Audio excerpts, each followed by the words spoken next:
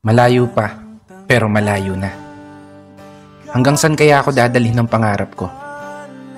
Yan yung tanong na palaging tumatakbo sa isip ko. Na marahil, ganun din sa isip mo.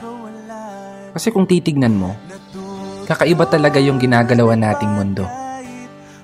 Parang minsan, nagtitripan na lang tayo. Paikot-ikot na lang yung sitwasyon na paulit-ulit kang natatalo. Oo, minsan, may araw na panalo ka, pero mas madalas pa rin yung nadedehado. May oras na gulong-gulo yung isip mo, may panahon naman na pumapabor sa gusto. Ganito siguro talaga yung ibig sabihin ng buhay. Hindi perpekto ang tempo, at lahat nakaayon lamang sa tiyempo. Pero kahit ganon, dapat magpasalamat pa rin tayo. Kasi isipin mo naman, sa likod ng napakaraming beses na pagkatalo mo, eto ka pa rin, nananatiling nakatayo, sinusubukang ipanalo. Bawat laban na ikaw lang yung nakakaalam.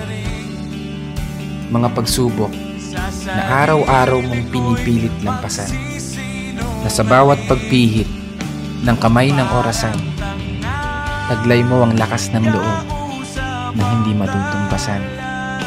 Malayong malayo ka na dun sa dating ikaw na nag-uumpisa pa lang. Ibang iba na yung katayuan mo ngayon, di gaya ng nakaraan. Mas matapang ka na, mas matatag ka na, mas kaya mo nang harapin ng mga problema kahit nag-iisa ka.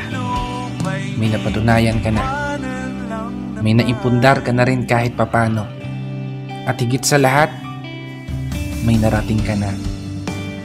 Malayo pa, pero malayo ka na. Kaya ituloy mo lang ang paglalakbay hanggang sa marating mo yung dulo. Paulit-ulit ka mang matalo, matumba, madapa. Diretso ka lang ayon sa plano. Pero sana, lagi mong tandaan ang munti kong payo.